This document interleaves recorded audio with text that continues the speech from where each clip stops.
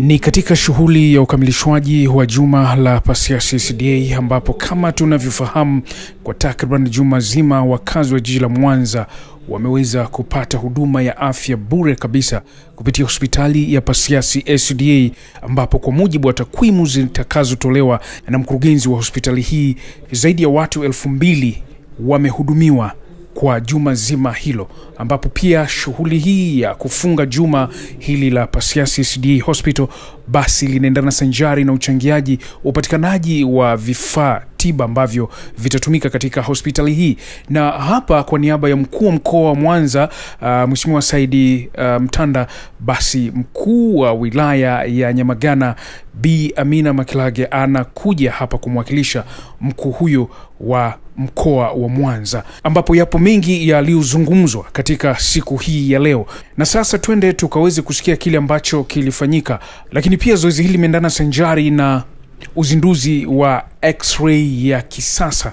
Digital X-ray tayari imezinduliwa katika hospitali hii ya Pasiansi SDA kama unavyoweza kuona kwenye picha hapo, ambapo mkuu wa wilaya ndiye ambaye alizindua mashine hii ambayo itasaidia kwa kiasi kikubwa kuboresha huduma za upimaji katika nyanja hiyo.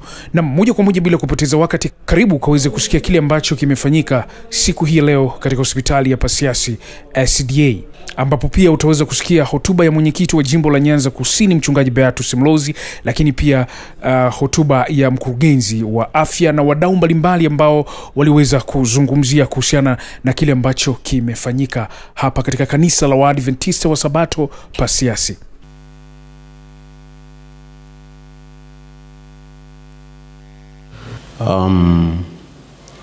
Mheshimiwa mama yetu Amina Makilagi, mkuu wa wilaya ya Nyamagana, tunakushukuru sana kuja katika shughuli hizi kwa heshima kubwa ya kumwakilisha Mheshimiwa Saidi Mohamed Mtanda, mkuu wetu wa mkoa wa Mwanza, ambaye amepata shughuli makini kwa shughuli zake na utayari wako kuhakikisha ya kwamba hatukwami kwa hili.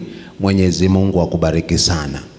Chukue fursa hii kukukaribisha sana katika viwanja hivi vya Pasiansi, na kwa wepesi wako, unyenyekevu wako umetuliza mioyo yetu sana. Mama Amina Makilagi ni mwepesi kwa huduma zetu za kanisa, na kanisani nilishampatia, tulikubaliana nimpatie cheo cha ushemashi, na ameendelea kuwa mnyenyekevu akikitumikia cheo chake hicho, na kwa kweli kwa unyenyekevu Mwenyezi Mungu ambariki sana. Na watoto wake, kwa maelekezo walionipatia, watoto wake wote ni Waadventista. Wao wanamtengenezea hotuba, na nafikiri na hotuba ya leo wamekutengenezea, na yale mafungu nafikiri wamekuwekea vizuri, na tunamshukuru Mungu kwamba hata familia yake ni Waadventista wa Sabato. Yeye hajasema kuwa atakuwa lini, ila ni shemashi. Kwa hivyo nichukue fursa hii kumshukuru Mungu sana kuwa na kiongozi huyu anayelipenda kanisa la Mungu. Na namshukuru sana mheshimiwa kiongozi wetu mzee Mtanda kukuruhusu na kukuchagua wewe. Amechagua mtu sahihi. Bwana Yesu asifiwe sana. Na ninaomba nikujulishe wazi, niwashukuru viongozi wenzangu waliotangulia kuwatambulisha mbele yako wachungaji, watendakazi wa hospitali, kwaya, wazee wa makanisa, washiriki mbalimbali, wakurugenzi. Hii ni kuheshimisha shughuli yetu ya leo, na jina la Bwana litukuzwe sana. Wazo hili lilitujia tukiwa na rafiki yetu diwani wa eneo hili la Kawekamo, rafiki yetu Omari, ambaye si muda mrefu kabla shughuli haijaisha atakuwepo hapa. Akasema tusizindue X-ray kimya kimya. Tukaongozana naye kuliweka wazo hili kwa mheshimiwa mkuu wa mkoa, akaliunga mkono. Kwa hivyo tupo hapa kusherekea uzinduzi wa X-ray machine, lakini tupo hapa pia kwa sherehe hizo zenye kilele cha huduma zilizofanywa na watendakazi hawa. Jina la Bwana litukuzwe sana. Kwa hivyo nichukue fursa hii kutambua mbele yako wachungaji, wahudumu wa afya, washiriki wa kanisa la Waadventista Sabato, wageni waalikwa na wananchi wengine. Ninaamini itifaki imezingatiwa na jina lake litukuzwe sana. Neno fupi nalokwenda kulisoma mbele yenu ni kutoka katika kile kitabu cha Mathayo mtakatifu sura ya 9 na aya 35. Neno la Mungu linasema, na Yesu alikuwa akizunguka katika miji yote na vijiji, akifundisha katika masinagogi yao, akihubiri habari njema za ufalme na kuponya magonjwa yote na udhaifu wa kila namna. Bwana Yesu asifiwe sana. Tunamshukuru Mungu sana kwa fursa hii adhimu ya kufunga huduma za afya zilizotolewa bure katika juma hili kwa wananchi wetu wa mkoa wa Mwanza. Pia tunamshukuru Mungu kutujalia kushuhudia uzinduzi wa mtambo mpya wa X-ray ya kidigitali, hatua inayoboresha huduma za afya kwa wananchi wa mkoa wa Mwanza. Yesu Kristo kama mfano wa huduma hii katika jamii, kama ilivyosomwa katika Mathayo sura ya 9 aya 35, inatufundisha kuwa Yesu Kristo hakuhubiri tu, bali alihakikisha kuwa watu wanapokea huduma za afya kwa kuponywa magonjwa yao na udhaifu waliokuwa nao. Jina lake litukuzwe sana. Huduma hizi za afya ni sehemu ya mpango wa Mungu kwa wokovu wa mwanadamu, na kwa sababu afya bora inamwezesha mtu kumtumikia Mungu na kuitumikia jamii inayomzunguka. Umuhimu wa mtambo X-ray ambao Mungu ametujalia kuuzindua leo. Tunapozindua au tunapokwisha kuuzindua mtambo huu wa kisasa, tunashuhudia jinsi juhudi za serikali, taasisi za kidini na wadau wa afya zinavyoendelea kuboresha ustawi wa jamii yetu. Mtambo huu utasaidia kugundua magonjwa mapema, kurahisisha matibabu na kuokoa maisha. Ni ushahidi wa upendo wa Kristo kwa wanadamu kupitia huduma bora za afya. Wito wangu kwenu kwa makundi ya matatu ni kama ifuatavyo. Kundi la kwanza, nina wito kwa wahudumu wetu wa afya. Endeleeni kujitoa kwa upendo. Bwana Yesu asifiwe sana. Katika kuwahudumia wagonjwa kwa weledi na huruma. Mkitenda hivyo, mnatenda pamoja na Kristo. Wito wangu kwa viongozi wa serikali na viongozi wa kanisa, tuendelee kushirikiana ili kuimarisha huduma za afya, tukitambua kuwa afya njema ni msingi thabiti wa maendeleo, si ya kiroho tu, maendeleo ya taifa letu kwa ujumla. Wito wangu kwa wananchi, tuendelee kuthamini huduma hizi, tukizingatia ya kwamba pamoja na huduma tuendelee kuwa waangalifu kutunza afya zetu, maana miili yetu ni hekalu la Roho Mtakatifu. Mwisho, tunamshukuru Mungu kwa neema yake kubwa kwa wiki hii ya baraka na kwa uzinduzi wa mtambo mpya wa X-ray. Tumuombe Mungu aendelee kutujalia hekima na moyo wa huduma, tukifuata mfano wa Kristo. Kwa kweli, madaktari, manesi, mnatoa huduma za matibabu, lakini Mungu anaponya. Tuendelee kuunganisha juhudi zetu, tukitambua wazi kwamba Bwana aponyaye atatenda hivyo kupitia katika huduma zetu. Bwana atubarikie sana na abariki shughuli ya leo katika jina lake Yesu. Amina.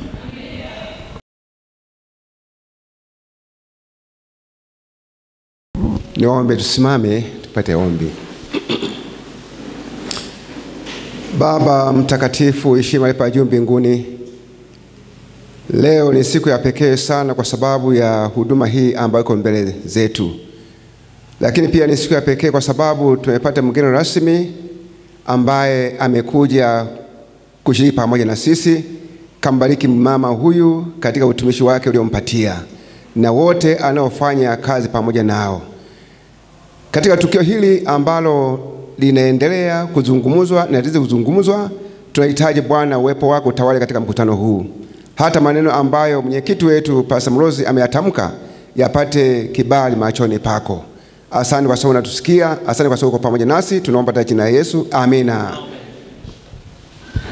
Asante sana mchungaji kwa ombi hilo zuri. Mkurugenzi wa hospitali atakuja kwa ajili ya taarifa ya hospitali yetu.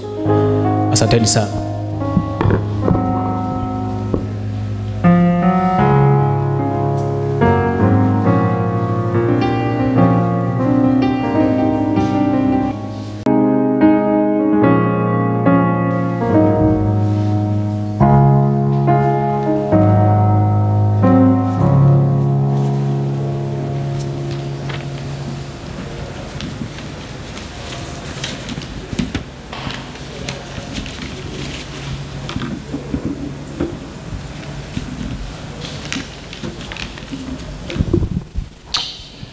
Bwana Yesu asifiwe. Ndugu mgeni rasmi wa tukio la leo,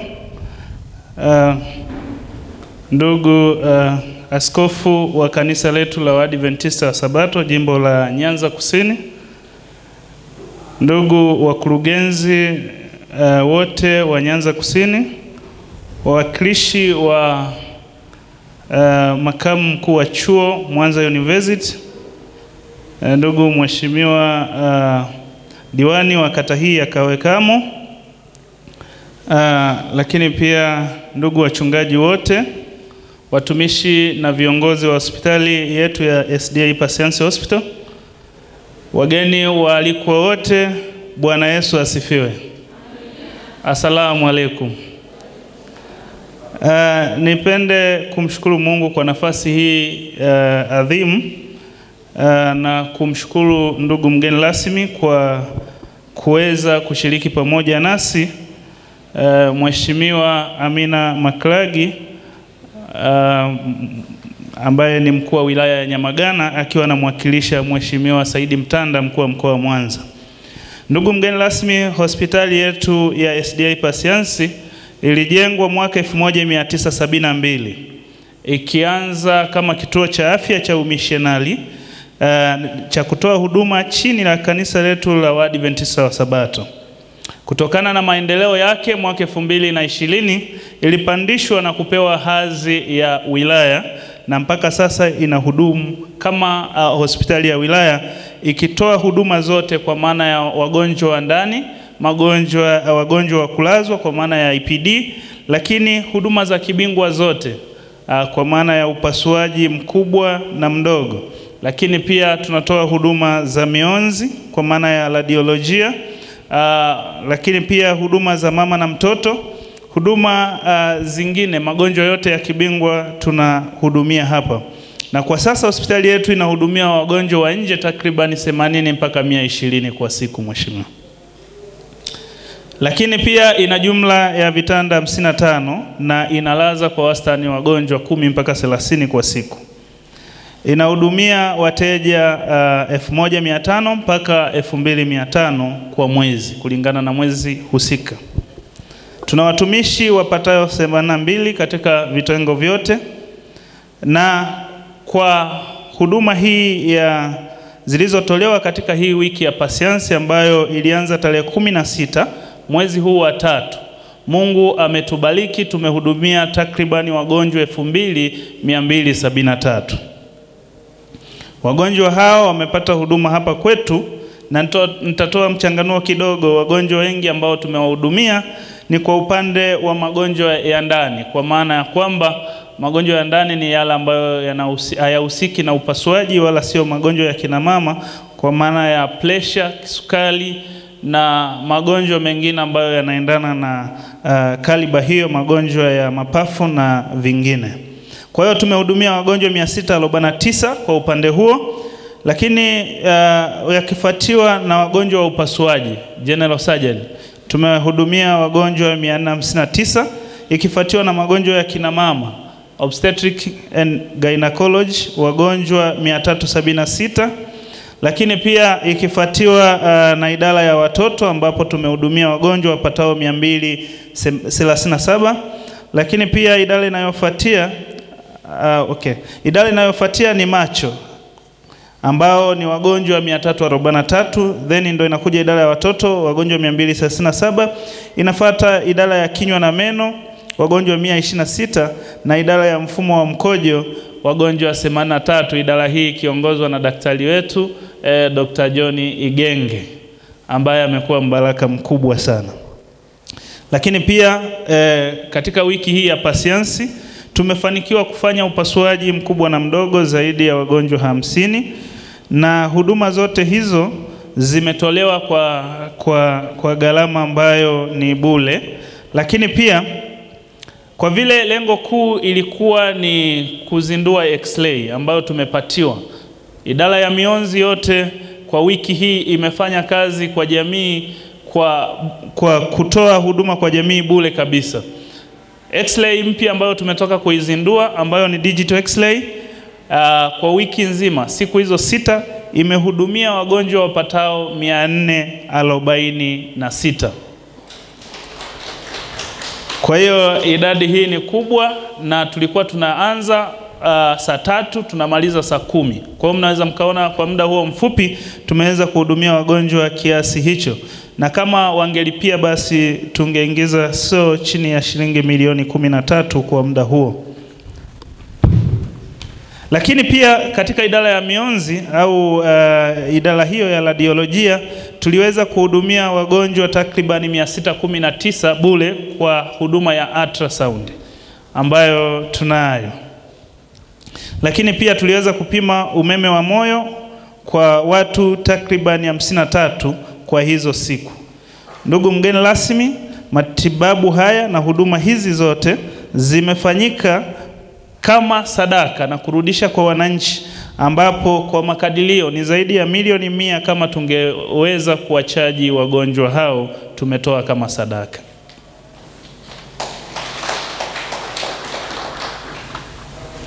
Mgeni rasmi, inawezekana ukajiuliza kwa nini tumekusanyika hapa siku ya leo. Lakini siku ya leo tumekusanyika hapa, sababu ya msingi na ya muhimu zaidi ni kuhitimisha wiki hii ya pasiansi ambayo ilianza tarehe 16 na tunahitimisha siku ya leo.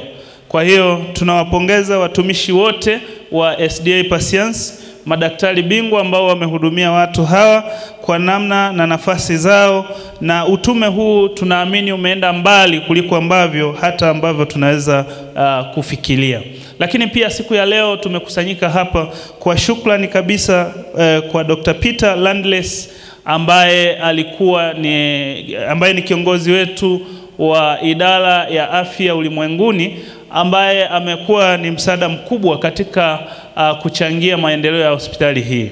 Ndugu mgeni rasmi, digital X-ray ambayo naiona ina gharimu takriban shilingi milioni 157, ambaye mdau huyu Dr. Peter Landless aliweza kuchangia, na mpaka sasa tunatumia hicho kifaa. Lakini pia Dr. Peter Landless amekuwa ni msaada, na hata kwenye kuendesha tukio hili zaidi ya 80% ya bajeti ya kuendesha ameweza kuchangia yeye pamoja na wadau wengine. Ndugu mgeni rasmi, huduma hizi ni mwendelezo wa mapambano ya changamoto nyingi za kiafya, ambapo tunatakiwa tuendelee kushirikiana na serikali katika kuboresha afya na maisha ya Watanzania wote nchi nzima, kama ambavyo Mheshimiwa Rais pamoja na viongozi wengine wanasisitiza katika kuimarisha huduma hizi za afya. Mafanikio yetu ya hospitali yetu katika wiki hii ya pasiansi, tumeweza kutoa huduma bora na nzuri kwa kuzingatia miongozo yote kwa muda wa siku hizo 6, na ukilinganisha kwamba tumeweza kuhudumia takribani wagonjwa wa mwezi mzima ndani ya siku 6. Kwa hiyo tumeweza kufanya hivyo, lakini pia tumeweza kudumisha mahusiano mazuri na serikali, maana katika ufunguzi Mheshimiwa mganga mkuu wa mkoa pamoja na mganga mkuu wa wilaya walishiriki nasi katika uzinduzi wa hafla hizi. Kwa hiyo tunawashukuru serikali kwa kuwa pamoja nasi, na hii kwetu ni chachu kubwa na hamasa kubwa kuendelea kufanya vizuri.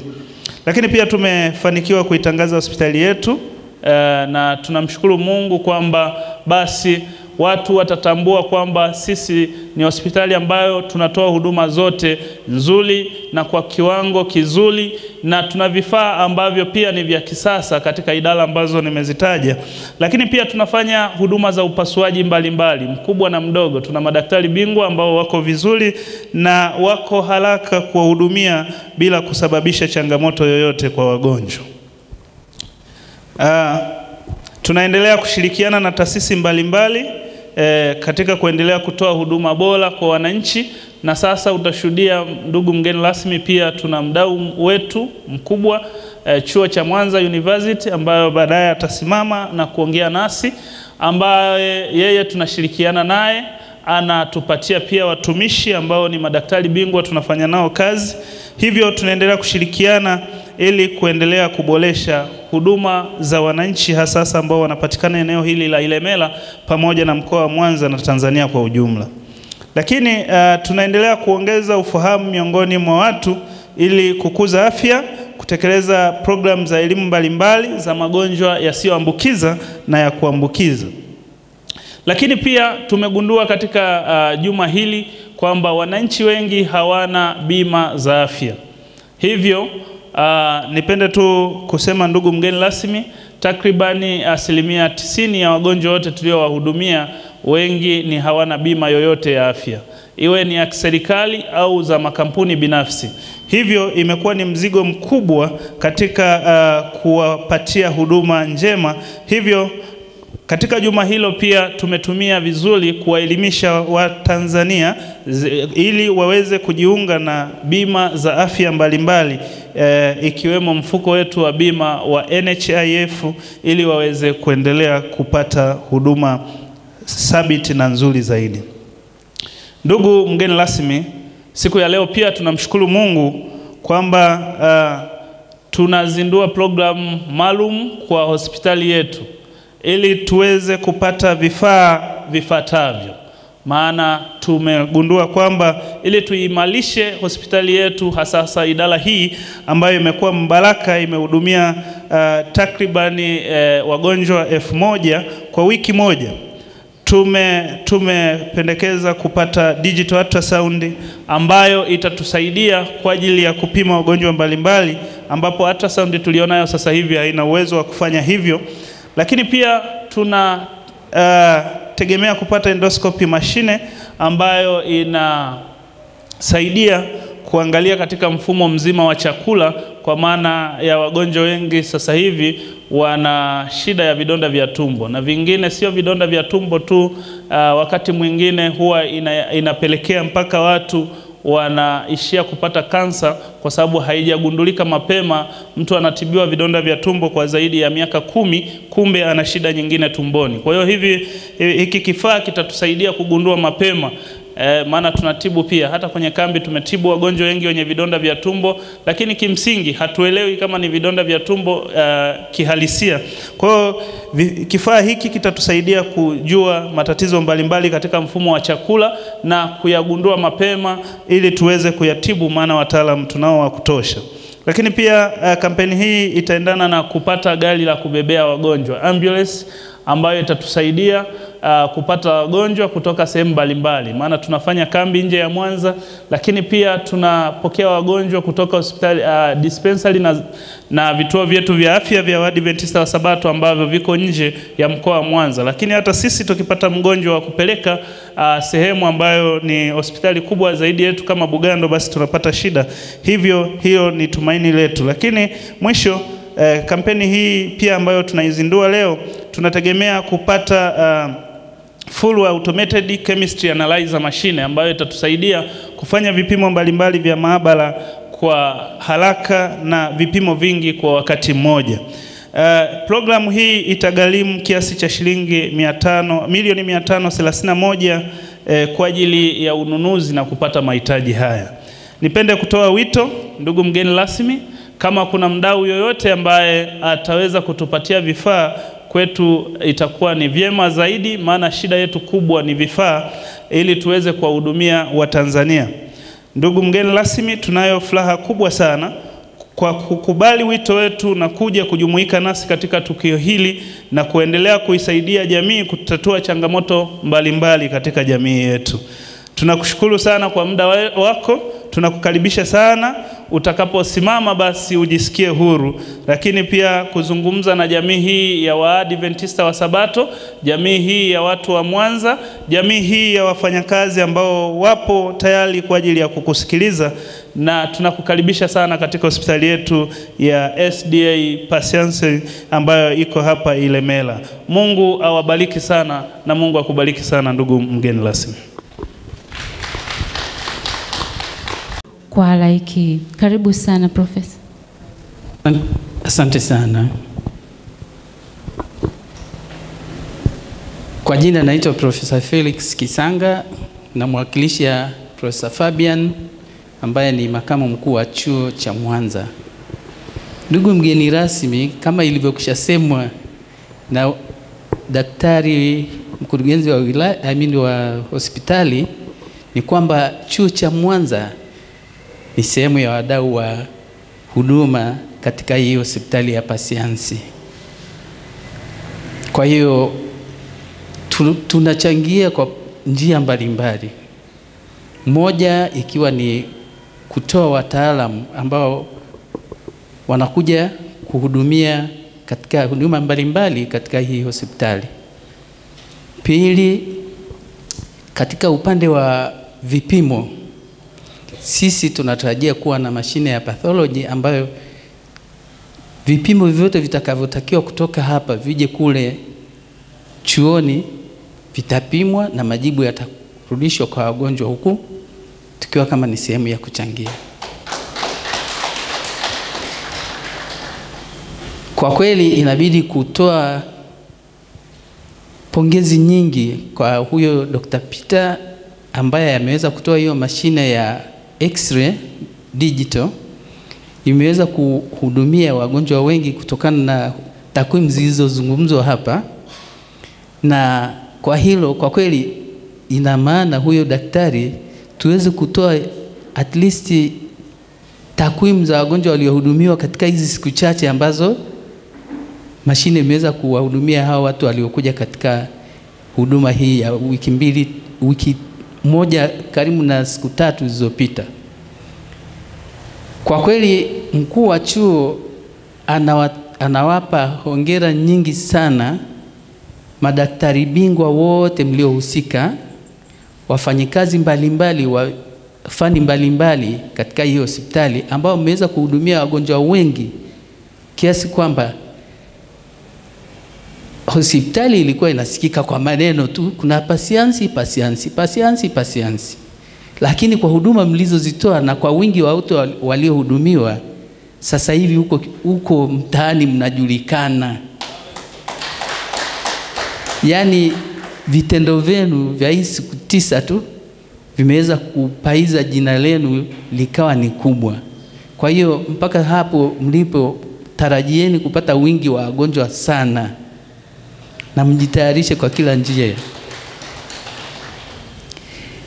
Mimi labda kwa hoja labda nipende kuomba uongozi wa hospitali uweze kutumia rasilimali watu ya chuo kuweza kutoa huduma zote ambazo zitatakiwa katika hospitali hii. Na tunafahamu kwamba pindi jengo la hospitali litakavyokamilika na kundi letu la madaktari ambao tunawafundisha ambao wako mwaka wa 2 kwa sasa hivi, wanavyoingia mwaka wa 3 wanaingia kwenye ile ngazi ya kujifunza kwa vitendo. Hii hospitali imekuwa ni ya kwanza kabisa kuweza kuchangia katika kuwaelimisha wadaktari wetu kwa vitendo. Kwa hiyo hilo ni jambo ambalo tunatarajia litatokea katika hizi siku chache zijazo. Mungu atusaidie tuweze kufikia hiyo azma. Kwa niaba ya mkuu wa chuo naomba nimpongeze baba askofu kwa upeo waliokuwa nao wa kuweza kuianzisha hii hospitali ambayo itahudumia watu wengi, sio tu kimwili na kiroho. Asanteni sana.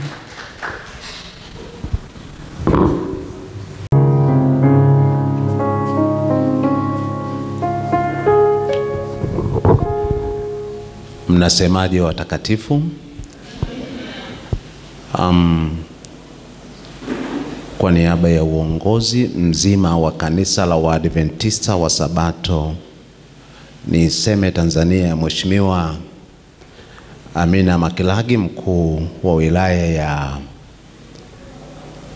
Nyamagana, nichukue fursa hii kwa unyenyekevu mwingi kabisa kukualika sasa useme na hadhira hii, na mwishoni utuzindulie shughuli kubwa ambayo tena itafanyika mahali hapa. Wangapi mnamkaribisha mama yetu kwa makofi? Asante sana. Karibu.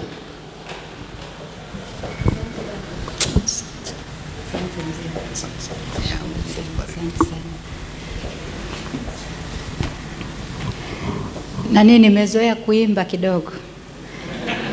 Maana baba Askofu Mlozi alishanipa ushemasi. Kwa hiyo mimi nikiingia kwenye madhabahu kama leo naweka pambio. Na pambio naoliweka ni ile wimbo leo nifundisha baba Askofu. Alikuwa anaitwa nani maskini? Alikuwa baba Askofu maarufu sana, sasa hivi simsikii. Nitamkumbuka, nitamtaja jina lake baadaye. Alikuwa anapenda kuimba wimbo, nasema Mwinue Yesu, mwinue Yesu, mwinue Yesu, mwinue juu. Anaitwa Pastor Mwando. Mwinue Yesu, mwinue Yesu, mwinue juu, ulimwengu uwaone.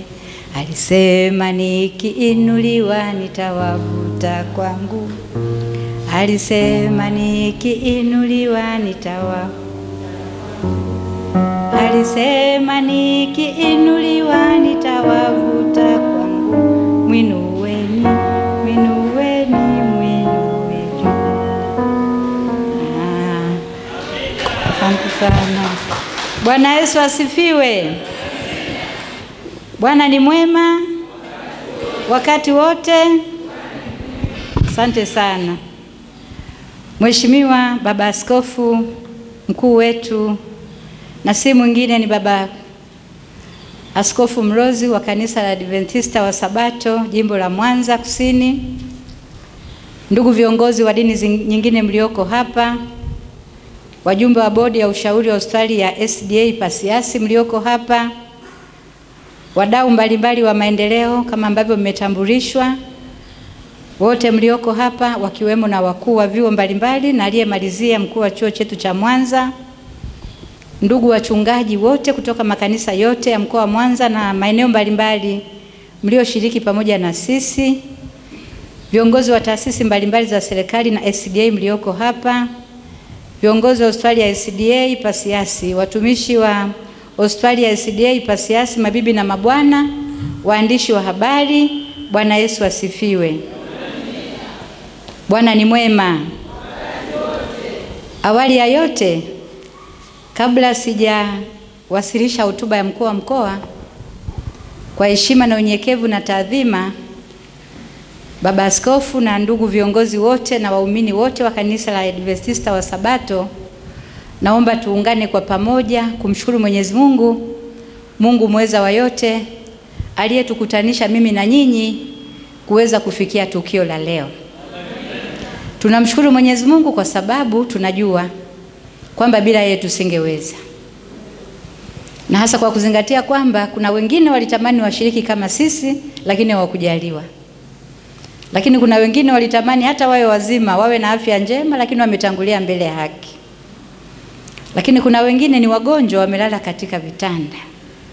Sisi ni nani kwa Mwenyezi Mungu zaidi ya kunyenyekeza kwake?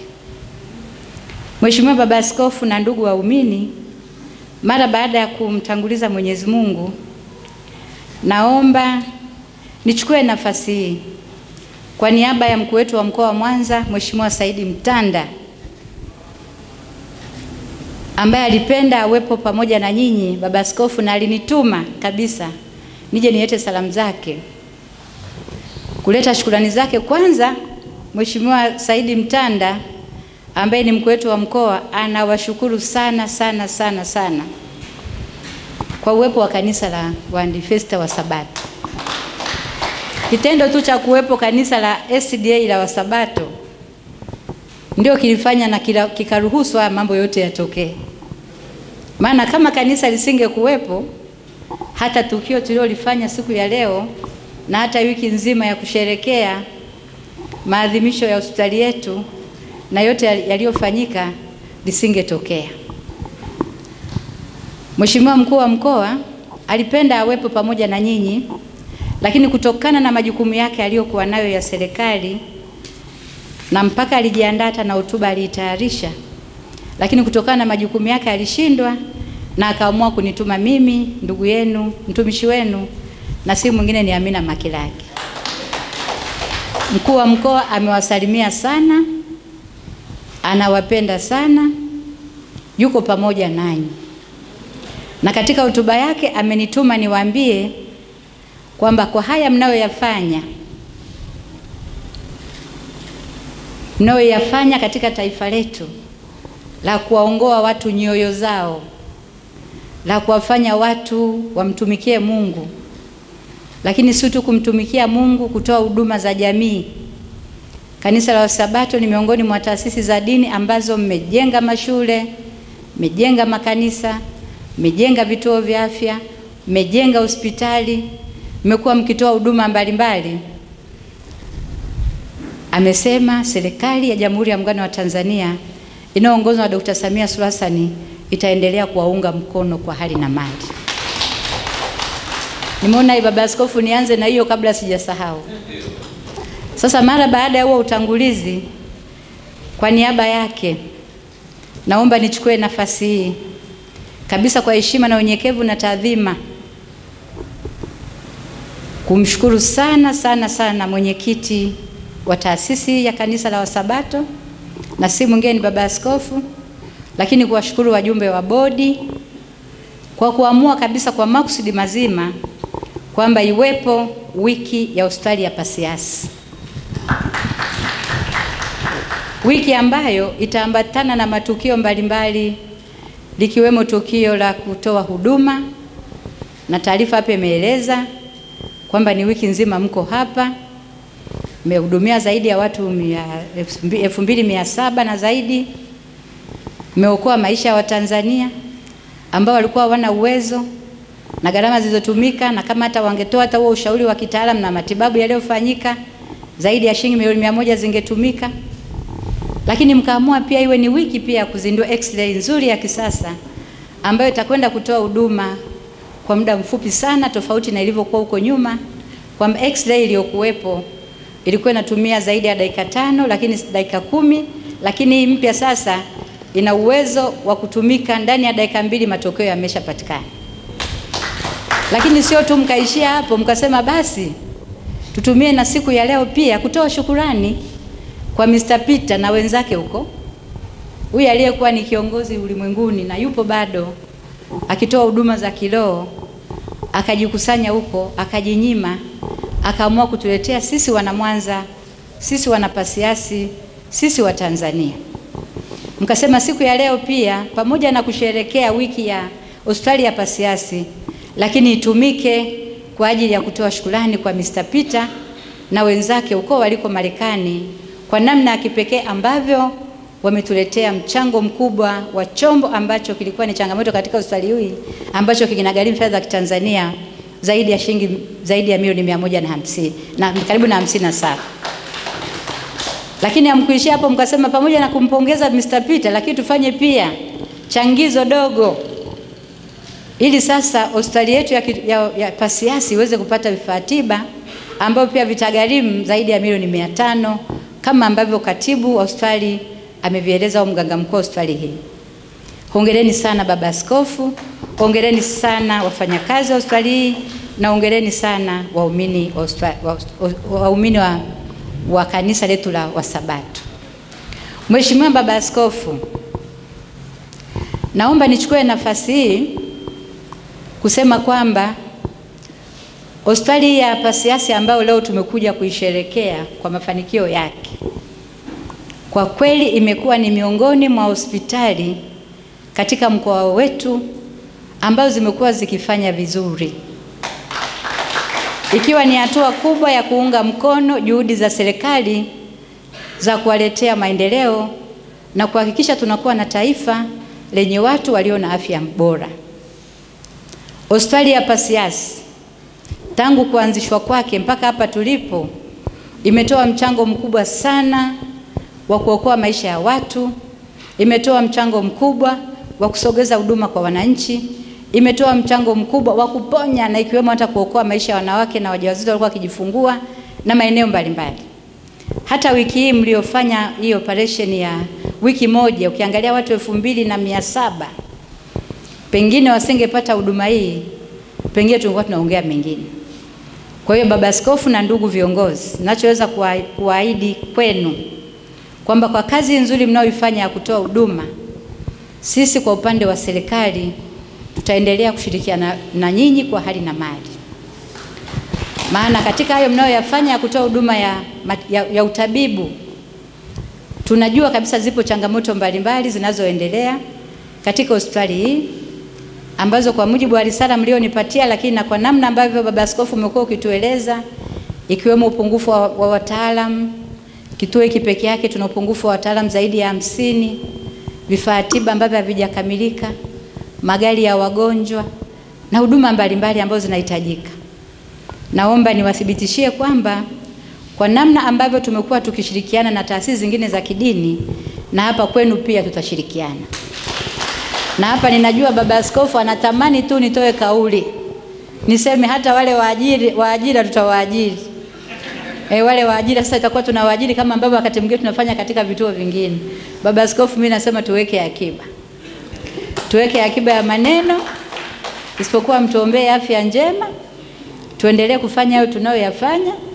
Tuje siku moja tutengeneze hoja, tuiweke vizuri, yale matamanio yenu siku moja yaweze kutokea. Lakini kwa siku ya leo tumewaelewa na tumewasikia kwa pamoja na kazi mnazozifanya hizi, bado mna changamoto mbalimbali ambazo mngetamani serikali waunge mkono. Kama wakati mwingine ambako tunaunga mkono katika maeneo mengine, basi na kwenye upande wa hapa serikali ikifanikiwa au ikakutana na mfadhili au wakati mwingine mashirika mbalimbali yao yanatoa ajira, basi na hao wafanyakazi waje katika hospitali zilizo katika makanisa ya Wasabato. Baba Askofu, tumesikia na ujumbe huu nitampelekea pia mkuu wa mkoa ili na yeye uwe nao tunapokutana kwenye vikao vyetu vya RCC, basi na yenyewe pia iwe ajenda yetu. Ipo siku mbele ya safari tutakapokamilisha changamoto kwenye serikali, pengine ipo siku tutafikia malengo mlionayo. Mheshimiwa Baba Askofu na ndugu waumini, kazi mnayoifanya nyinyi hapa na sisi kupitia uongozi wa Dr. Samia Suluhu Hassan tumeendelea pia kujitoa kwa hali na mali ili kuhakikisha jitihada zenu pia zinaungwa mkono na serikali. Na ndio maana katika hiki kipindi kifupi cha Dr. Samia Suluhu Hassan, katika hiki kipindi cha miaka 4 tulionayo katika mkoa wetu wa Mwanza, ametuletea fedha za maendeleo zaidi ya trilioni 5.6 kwa ajili ya kujenga miradi ya kimkakati, SGR, bandari, tunajenga daraja la JPM, tunajenga soko kuu, tunajenga meli. Hata leo jioni tunakwenda kupokea sheheni ya mizigo inakuja leo. Lakini bado amekumbuka na upande wa huduma za afya. Katika mkoa wetu ameweza kuleta fedha za kitanzania zaidi ya shilingi bilioni 74. Hivi leo ninapozungumza katika zahanati hizo mpya ambazo zimejenga na kupeleka vifaa tiba, alituletea fedha za kitanzania zaidi ya shilingi bilioni 2.5. Na kwenye hospitali yetu ya kanda ya Bugando kesha tuletea fedha za kitanzania zaidi ya shilingi bilioni 9 kwa ajili ya kununua vile vifaa tiba vyote ambao unaviona pale ni fedha ambazo zimetolewa na serikali.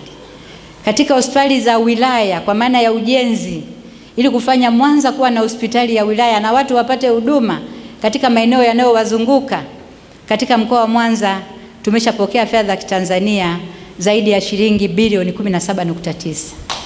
Na katika ujenzi wa afya tumepokea zaidi ya fedha za kitanzania bilioni 7.1. Lakini hivi ninavyozungumza sasa katika hospitali yetu ya Seketule kesha tuletea fedha za kitanzania bilioni 12. Tumekamilisha ujenzi wa jengo la mama na mtoto lenye uwezo wa kuhudumia Watanzania kwa wakati mmoja zaidi ya 200. Na leo ninavyoongea ameshatuletea tena fedha zingine zaidi ya bilioni 5 Ukienda pale Seketure sasa tunapavunja, tunajenga upya na pale tutajenga ghorofa 15. Na hivi ninavyozungumza mshauri mwelekezi ameshakamilisha kazi, hatua za mkandarasi zinaendelea na hivi karibuni tutafika ambako tunafikia. Hospitali za wilaya ikiwemo hata na ile ya Butimba pale na penyewe tunabomoa, tunakwenda juu kwenye yale majengo yale ya zamani ili kuweza kupeleka huduma. Gharama za ujenzi wa awamu ya kwanza katika ile hospitali ambayo naizungumza hiyo ya Nancy, huko Nansimo pia, ili kusogeza huduma kwa wananchi wakiwemo waumini. Maana hapo ninapozungumza kuna waumini wako Ukelewe wa Sabato walikuwa wanaugua, huduma hakuna, wakati mwingine wanapoteza maisha, wanakimbilia huko na wengine hawana uwezo. Dr. Samia Suluhu Hassan amesema wabakie kule Ukelewe na ameshatutengea bilioni 25 kujenga hospitali ya rufaa yenye hadhi ya hospitali ya rufaa ya mkoa. Ndugu viongozi na ndugu waumini, siwezi kukaa nielezee tulioyafanya kwa kipindi hiki maana tutalala hapa, lakini niishie kuambieni kwamba huduma mnazozifanya tunapongeza, tunashukuru kwa sababu mnaunga juhudi za serikali ambazo hatuwezi kufika kwa kila mtu.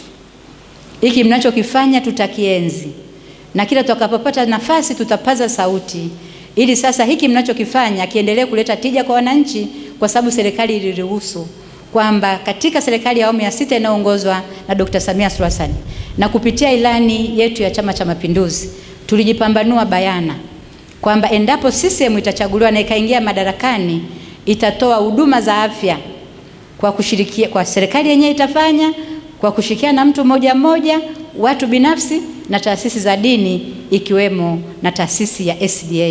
Mungu awabariki sana.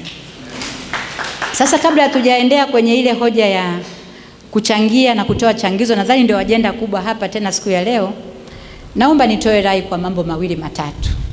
Moja, Mheshimiwa Baba Mlozi, nataka nizungumzie swala kuendelea kuiombea taifa letu. Tunapoadhimisha kilele hiki cha wiki ya hospitali yetu ya Pasiansi, naomba nitoe rai kwako kama kiongozi wetu wa dini na nitoe rai kwa viongozi wetu wa dini wote mlioko hapa na viongozi wengine wa dini wanaonisikiliza, tuendelee kuombea nchi yetu. Ninatoa tena rai na ombi kwenu, tuendelee kumwombea rais wetu Dr. Samia Suluhu Hassan. Naendelea kuwaomba baba viongozi, tuendelee kuombea familia zetu. Mheshimiwa rais wetu Dr. Samia Suluhu Hassan anahitaji maombi ya hali ya juu. Na wote mnafahamu kabisa tangu alipoingia madarakani mwaka 2021 alipokea nchi tukiwa katika majonzi makubwa. Lakini baba askofu, ni yale maombi yenu ambayo mmekuwa mkifanya, mkikesha kwa kuomba. Bahati nzuri baba askofu na baadhi ya wachungaji hapa, mimi kwa kweli hata sina la kusema kweli. Kwa sababu mara nyingi tunakutana mkifanya maombi. Mara ya mwisho kwenye ile kesi ya yule mtoto aliyekuwa amelala kitandani, hatujui kama ataamka, tukakukaribisha baba askofu Mlozi tusaidie kwa maombi. Mtoto aliyelala kitandani wiki 3 ajulikani amekuaje, baada ya maombi yake alisimama. Na ukikutana naye leo anatembea. Mimi najua yale maombi yale mliofanya wakati ule ndio mnayomwombea rais wetu. Kwa sababu rais wetu ana kazi kubwa ya kutuletea maendeleo ya Watanzania. Rais wetu washirikiana na sisi, anayo kazi kubwa kuifanya Tanzania iendelee kuwa kisiwa cha amani na utulivu. Kwa hiyo naomba baba askofu tuendelee kumwombea, tuendelee kuliombea taifa letu. Lakini tuendelee kuziombea familia zetu. Nadhani wote mnaona tu kwenye ulimwengu wa utandawazi, ulimwengu wa dunia ambayo imekuwa kijiji. Watoto wanajifunza mambo ya ulimwengu hayo. Familia zimejifunza mambo ambayo sisi sio mia desturi yetu, sio maadili yetu katika dini. Vijana wadogo wameharibika, wamama wameharibika, kizazi kinaangamia. Baba askofu, tunaomba maombi yenu. Nadhani wakati kijana anaongea hapa nilikuuliza tu neno, kaambia huyu kijana dini gani? Ukaniambia maana naweza kasi hii ni taasisi. Mtu anaweza kuwa mfanyakazi wa hapa. Sababu taasisi biashara inaajiri kila mtu. Baadaye nikakuza dini gani? Ukaniambia. Nikakwambia ongera kwa malezi na makuzi. Hata alipokuwa naongea yule aliye pembeni yako pia nilikunongoneza, huyu kijana dini gani? Ukaniambia. Nikamwambia baba ongereni kwa malezi na makuzi. Tuendelee kufanya hivyo, kwa sababu unakutana na vijana wadogo kama namna hata ukimtazama tu. Mimi leo asubuhi mama mmoja rafiki yangu aliniletea kijana anatafuta kazi. Akaniambia naomba umuone. Nikamwambia kabla kazi hebu mlete kwanza nimwangalie. Alipokuja tu tayari mtoto anavuta madawa kulevya kwa macho tu. Kamwangalia kwenye kucha nyeusi. Kumwangalia macho yake kishavuta bangi. Mtoto mdogo mzuri. Sasa nikamuuliza unaweza kufanya kazi gani? Anachagua. Anasema mimi labda hii, labda hii, labda hii. Lakini mama yake huko halali anahangaika mwanae apate kazi, lakini hawezi kufanya kazi yoyote hiyo. Kadri nilivyomtazama. Kwa hiyo baba askofu, tuendelee kuliombea taifa letu kuwa na kizazi chenye maadili yaliyo mema. Na kwa kweli ili tuweze kuvuka na kufikia huko tunakohitaji, tuendelee kuwakuza watoto kuanzia Pathfinder kwenda Adventure. Kama nilivyoona hapa, mtoto aliyekuzwa namna hii hawezi kwenda tofauti. Hawezi kwenda tofauti. Maadili katika taifa letu. Lingine ambao naleta ombi kwenu ndugu viongozi. Ninaleta ombi katika kipindi hiki tunachoelekea uchaguzi. Muendelee kuliombea taifa letu la Tanzania, tufanye uchaguzi kwa amani na usalama. Kwa sababu mataifa mengine duniani yalisambaratishwa na uchaguzi. Na tujiepushe na wale wasiotutakia mema, watakao kuja na kauli nzuri na uchochezi wa hali ya juu, damu itamwagika, sijui nini, lakini wala mtangulizi mtoto wake, wala itangulizi familia yake. Maana mataifa mengine walidanganyika, wakaingia kwenye machafuko wakati ya uchaguzi. Sasa Tanzania inawasaidia kwenda kutuliza amani kule. Nadhani mnawasikiza hata wenzetu wa Kongo na mataifa mengine. Kwa hiyo ninawaombeni katika kipindi hiki tuimarishe usalama na amani bila kuleta machafuko aina yote, na niwaase viongozi wa dini pamoja na waumini wa kanisa la Wasabato tushiriki uchaguzi kwa usalama. Na nyie pia mshiriki kwa maana ya kujiandikisha katika daftari takaporudi mara ya pili kwa ajili ya uboreshaji, takaporudi tena wakati wa kampeni zitakapoanza watu kuchukua fomu kugombea, na hata kusikiliza sera za kila chama, kuona mchele ni upi, pumba zipi, kujua chama gani chenye sera nzuri, na itakapofika wakati wa uchaguzi kwenda kupiga kura, na hata wakati wa kupokea matokeo kupokea kwa amani na usalama, ili taifa letu la Tanzania liendelee kuwa kisiwa cha amani na usalama. Ndugu mwenyekiti, sisi kwenye upande wa mkoa tumejipanga kimkakati kuhakikisha uchaguzi unafanyika kwa amani na usalama na kutimiza zile foara za Mheshimiwa Rais, kuhakikisha hakuna lolote linalotokea, amani na tawala katika taifa letu.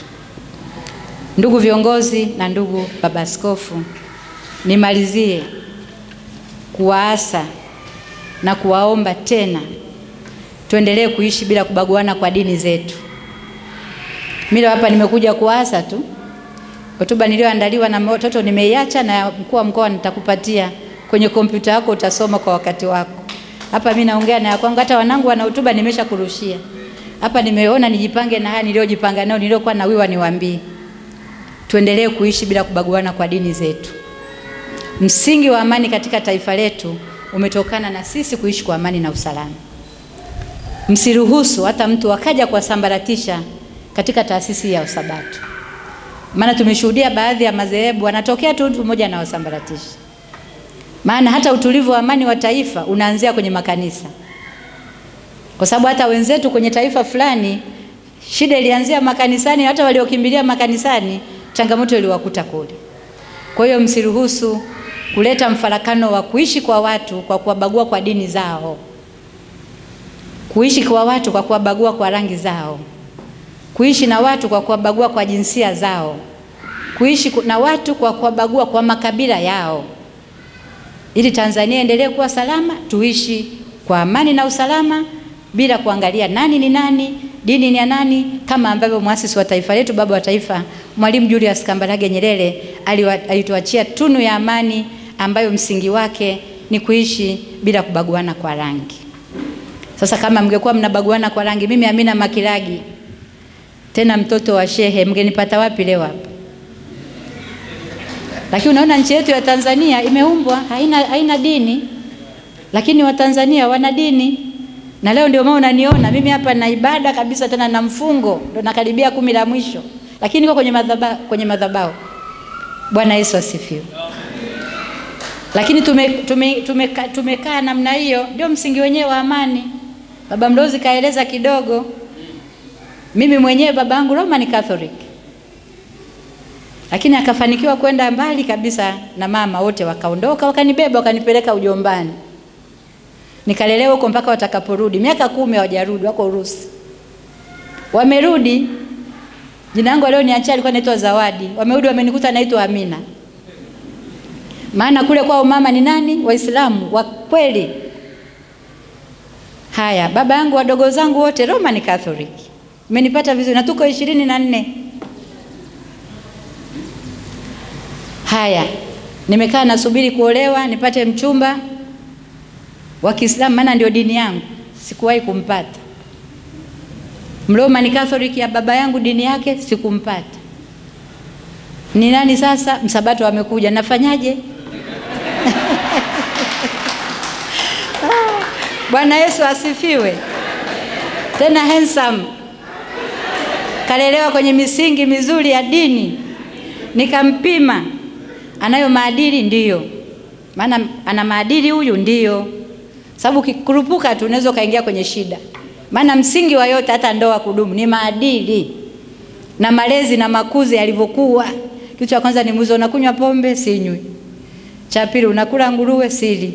Basi wewe utanioa. Unapenda Mungu? Ndiyo. Unasali wapi? Kanisani.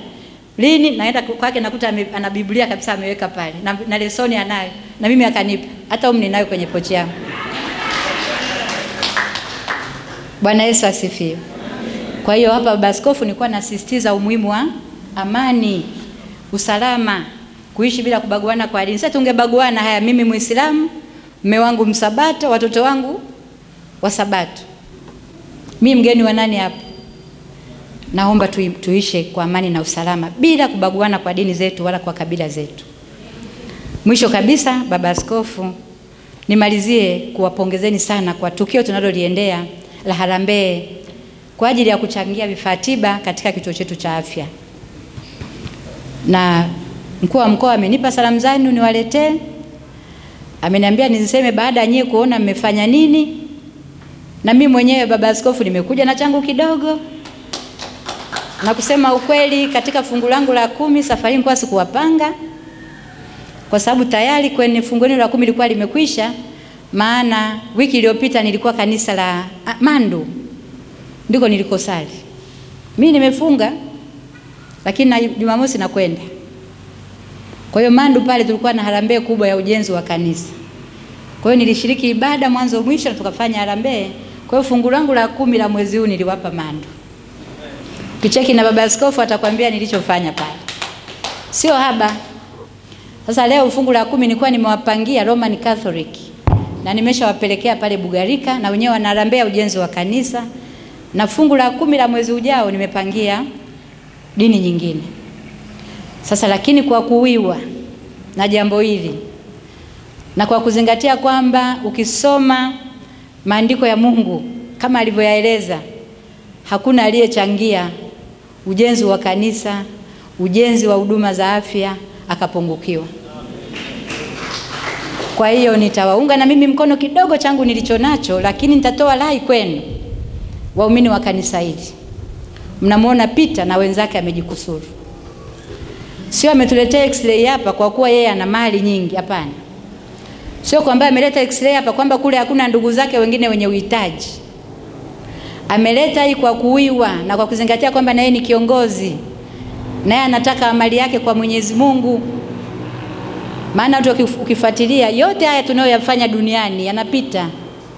Lakini neno la Bwana, neno litasimama, neno litasimama, ya ulimwengu yatapita, lakini neno lake Bwana litasimama. Neno na mandugu, ya ulimwengu yatapita, lakini neno lake Bwana litasimama. Mali zote tutaacha, mambo yote yatapita, ya ulimwengu yatapita, lakini neno lake Mungu litasimama. Neno mama kama ndugu. Ulimwengu yatapita, lakini neno lake Mungu litasimama. Kwa hiyo niwaombe, changieni kadri Mwenyezi Mungu atakavyotujalia. Leo tumekuja tu kuzindua, lakini kazi kubwa, yani leo ni uzinduzi tu. Kazi kubwa iko mbele yetu. Na sisi tulioko humu hatuwezi kuzipata 500. Lakini sisi tulioko humu tukapeleka ujumbe kwa ndugu zetu na 500 ikapatikana. Lakini kwa kuwa kutoa ni moyo, na kwa kuwa kutoa tunajiweka kwa Mungu, hata sisi pekee tukapata na tukaweza. Kwa hiyo niwaombe sana, changieni bila kuogopa. Changieni bila kujitoa. Maana huu wimbo niliouimba hapa nadhani mnajua maana yake. Ya ulimwengu yote yatapita. Tunayo majumba, tunayo manguo tumejaza makabati, tuna akaunti ziko kwenye akaunti huko, tuna nini? Siku ya siku, kablini ni futi ngapi? 6 tu. Ukibahatika Mwenyezi Mungu amekujalia unawekwa na sanduku. Futi ngapi? Ukibahatika zile nguo zote na vitu vyako ulivyonavyo, nguo moja tu uliovaa, suti kama ni mama au mama gauni lako. Umeondoka na nyumba. Unaondoka na fedha.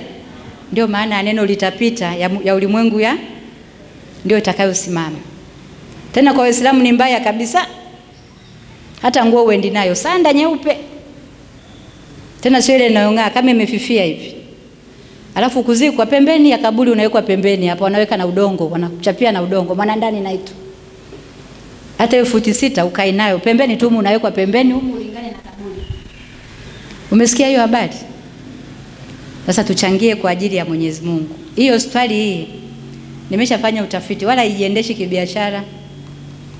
Misamaha inayokuja hapa, watu wanaokuja wasiojiweza hapa, ni baraka kubwa sana kwa Mungu. Mungu awabariki sana. Kwa hiyo tuchangie, tufanye uwekezaji, tuwaokoe maisha ya watu. Lakini tuchangie ili baadaye kitakachopatikana hapa pia kisaidie kutengeneza nyumba za Mungu kama hapa. Mnaona kanisa lenu bado. Kwa hiyo kanisa hii ya hospitali ikiimarika pia itasaidia kuongeza kipato katika taasisi na kuifanya jitegemee. Maana mtaji wa maskini nguvu zake mwenyewe, na kujitawala ni kujitegemea. Hatuna shangazi hata mjomba. Ukisoma, na naomba katika mnapokwenda kuchangia baba askofu, kwa kazi ulionipa hii ya ushemasi, na niliandika hotuba nimekufafanulia hapo. Kasomeni Waebrania 3:4. Utaona nilichokuambia. Alafu someni tena na Hagai 1 mstari wa 8 mpaka wa 9. Alafu soma na Zaburi 127 mstari wa 1 mpaka mstari wa 2. Alafu kasome wa Filipi 4 kuanzia mstari wa 1 mpaka mstari wa 13. Kasome Methali 29 kifungu cha 2 mpaka 22 na kile kifungu cha 1. Alafu kasome Torati 1 mpaka mstari wa 13. Na Warumi 13 mstari wa 1. Na wa Filipi mstari wa 4 kifungu cha 4. Na Mambo ya Nyakati. Mambo ya Nyakati. Kasisitize hapo. Mstari wa 29 kifungu ule mstari wa 1 mpaka wa 8. Mmenipata vizuri? Ukisha soma yote haya, kama mnazo Biblia au mnatembea nazo kwenye simu zenu, uhamasike kuchangia. Ni uwekezaji unauweka kwa Mwenyezi Mungu, na Mungu hatakaa kuache, na wala hutopungukiwa. Na siku ya kiyama, siku za mwisho, nazo ukizingatia wala sio nyingi, si ndio? Na nyinyi mmeshaanza kuona dalili. Simeanza kuona? Tutavuna kile ambacho tumepanda. Baada ya kusema hayo, niko tayari sasa, Mheshimiwa Baba Askofu na waumini wote, kusikiliza na kuongoza hii harambee fupi ya uzinduzi kwa ajili ya kununua vifaa tiba, ikiwa ni ishara ya kuonyesha na sisi tuko tayari kuunga mkono juhudi za huyu mwenzetu, muumini mwenzetu Mr. Peter na wenzake aliyetuletea X-ray katika hospitali yetu ya Pasiansi, na sisi tuonyeshe kwamba tupo na tunahitaji vifaa tiba kwa ajili ya kufanya hospitali yetu ya Pasiansi inaleta tija kwa wananchi. Asanteni sana kwa kunisikiliza. Mungu awabariki sana.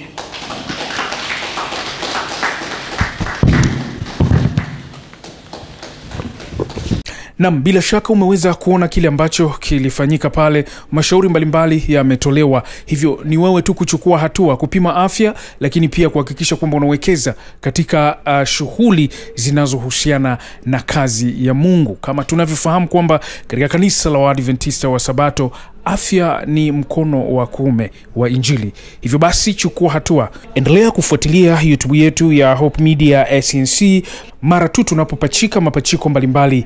Usisahau kushare na kusubscribe ili wengine waweze kufahamu kile kinachoendelea. Wakati mwema, barikiwa.